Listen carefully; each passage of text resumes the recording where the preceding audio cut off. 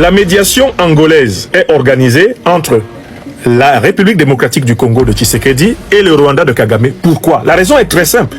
C'est le Rwanda qui attaque la RDC.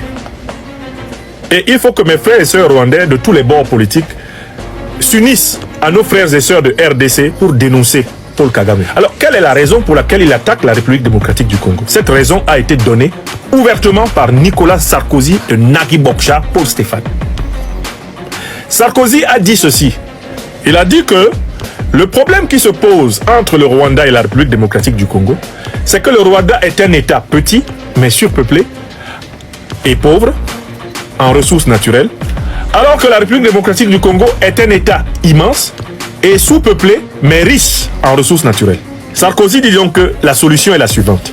Il faut que l'État qui est trop grand et qui n'est pas très peuplé, qui est sous-peuplé, à savoir la République démocratique du Congo, cède une partie de ses richesses et de son territoire à l'État qui est trop petit et surpeuplé. De telle façon que une partie de la population de l'État surpeuplé va occuper le territoire de l'État sous-peuplé et exploiter ses richesses, et ainsi on aura la paix. Vous avez entendu? Et c'est cette solution que l'Union européenne et l'essentiel des puissances occidentales appliquent. L'Union européenne signe un accord de recel des richesses du Congo volées par le Rwanda avec le Rwanda.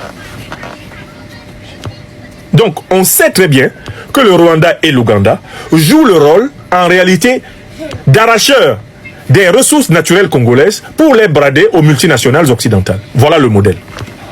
Voilà le modèle qui est à l'origine de la crise des Grands Lacs. Qu'est-ce que le Rwanda a mis en place pour cela? Pour exploiter, pour piller le Congo, Kagame a fabriqué une milice qui s'appelle le M23. Le M23, c'est l'armée rwandaise. Il est directement contrôlé par Kagame. C'est un détachement de l'armée rwandaise. Il agit sous le commandement de l'armée rwandaise.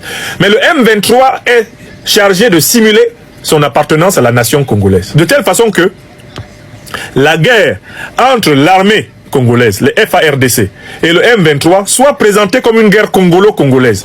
On présente donc le M23 comme une rébellion congolaise, alors que c'est une agression rwandaise. Du coup, Kagame s'organise pour que chaque fois qu'il y a une discussion pour chercher à trouver la paix, Kagame est représenté par deux forces. Le Rwanda, officiellement, dont il est le président, et le M23, dont il est le président caché. Pour maintenir la situation d'agression et continuer à piller le Congo, il fait capoter toutes les négociations. Car en fait, Kagame agit comme un diable à deux cornes. C'est un diable, il a deux cornes. Sa première corne, c'est le M23, elle est plantée dans le corps du Congo. Sa deuxième corne, c'est la République du Rwanda, l'armée officielle du Rwanda. D'accord? Il a une armée officielle, c'est le M23, et il a une armée officielle, c'est l'armée rwandaise. Ok. Quand le M23 accepte quelque chose, le Rwanda, lui, va refuser.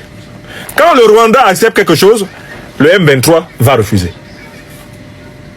Voilà comment viennent de capoter les négociations par la médiation angolaise. Kagame, à la dernière minute, dit au président Lourenço, le président angolais, je ne peux pas venir là-bas, il faut d'abord que les Congolais s'entendent entre eux. Je veux que Tshisekedi discute avec ses frères congolais du M23. Ils sont du même pays. Quand ils vont finir de s'entendre, ce sur quoi ils vont tomber d'accord, moi Kagame, je viendrai, je serai d'accord une fois que le M23 et Tshisekedi seront d'accord. Or, en fait, qui est le M23? C'est Kagame. Kagame fait capoter toutes les négociations parce que l'échec des négociations est la condition de la continuation de la prédation. Il a fait du Rwanda un État qui a besoin que le Congo soit pillé pour lui fonctionner de manière optimale. Donc, je voulais attirer l'attention des Africaines et des Africains sur le fait que j'avais déjà dit que les médiations entre Tshisekedi et Kagame sont vouées à l'échec tant que le paradigme de la situation politique congolaise n'est pas changé. Quel est le paradigme? Et je conclus par là. Ces deux régimes ont les mêmes maîtres néocolonialistes et impérialistes occidentaux. L'affrontement entre l'armée rwandaise à travers le M23 et l'armée congolaise le FARDC, a été organisé sciemment par les grandes puissances néocolonialistes et impérialistes qui sont les parraines du Rwanda et de la RDC actuelle. La République démocratique du Congo ne peut sortir de cette situation qu'en rompant avec les maîtres qu'elle a en commun avec le Rwanda.